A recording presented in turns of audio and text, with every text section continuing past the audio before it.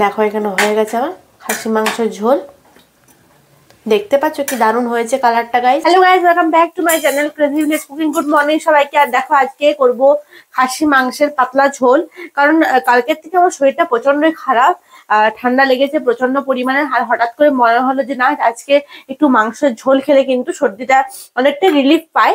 তো তার জন্য দেখো এখানে খাসি মাংস নিয়ে নিয়েছি, এখানে আলু কেটে নিয়েছি, এখানে দেখো টমেটো ধনে পাতা কুচিয়ে নিয়েছি, আর এখানে আদা রসুন আর কাঁচা লঙ্কার পেস্ট দিয়েছি।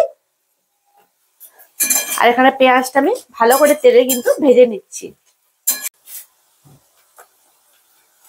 খাসি মাংস দিয়ে দিচ্ছি ভাজা পেঁয়াজের মধ্যে।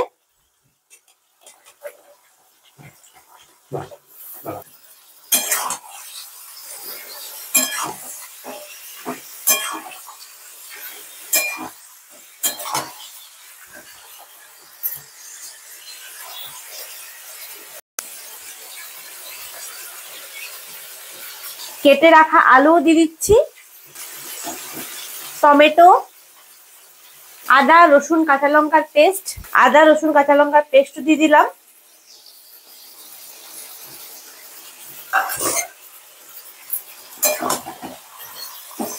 ভালোভাবে কিন্তু মশলাটা কষিয়ে নিতে হবে।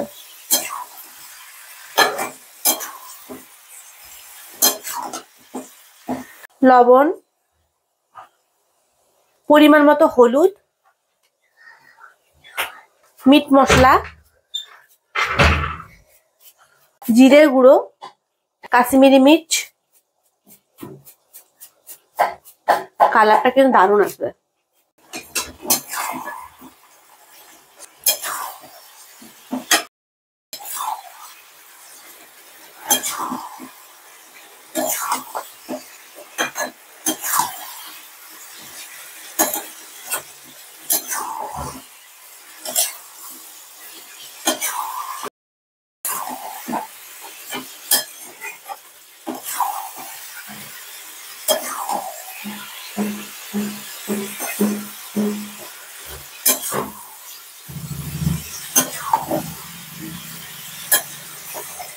ভালো করে কিন্তু কষিয়ে নিচ্ছি।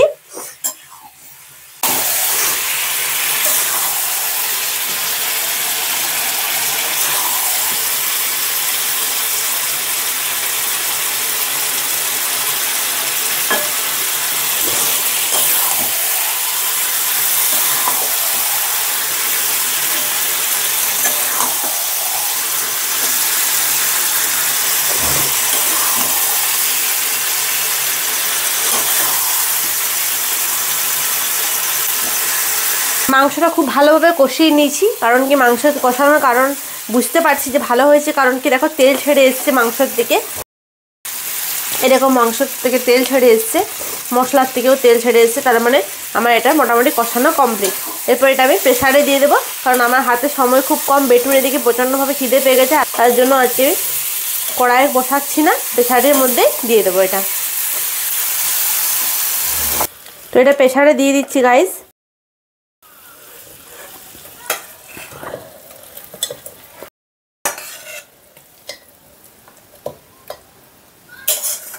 তোমাদের যখন হাতে সময় খুব কমে থাকবে, কারণ খাসিটা করতে গেলে একটু দেরি সময় লাগে, তো তার জন্য প্রথমে মাংসটা খুব ভালো করে কষিয়ে নিতে হবে। জাস্ট এখানে একদম ভালোভাবে একদম 60% পুরো কষিয়ে নিতে হবে, যাতে মাংসের মধ্যে কোনো মশলার গন্ধ না থাকে। এরপরে আমি একটু জল দিয়ে দিয়েছি, জলটা দেখো গরম করতে দিয়েছি। এই গরম জলটাই কিন্তু ওই মাংসের মধ্যে কিন্তু দিয়ে দেবো, তাহলে খুব তাড়াতাড়ি সেদ্ধও হয়ে যাবে।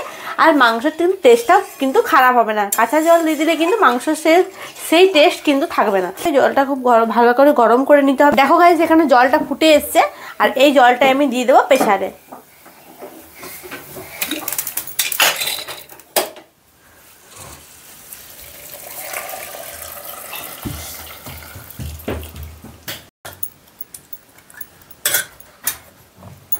দেখো হয়ে গেছে আমার মোটামুটি।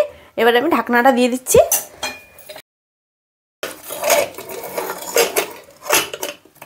বাস এবার এটা ওভেনে বসিয়ে দেবো। আস্তে আস্তে স্টিমে হতে থাকবে, তাড়াতাড়ি করে কিন্তু হয়ে যাবে। চলো এটা বসিয়ে দিলাম, হতে থাকুক আস্তে আস্তে। তো প্রেসারে ভাপ বেরিয়ে গেছে, এবার দেখে নিই।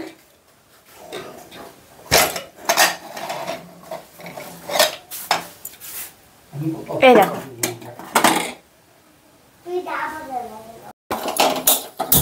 এদিকে মাংস তো আমার হয়ে গেল।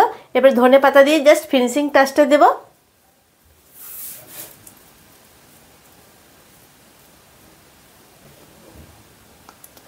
দেখো এখানে হয়ে গেছে আমার খাসি মাংসের ঝোল। দেখতে পাচ্ছ কি দারুণ হয়েছে কালারটা গাইস। তো হয়ে গেল আমার প্রেসার কুকারে খাসির মাংস।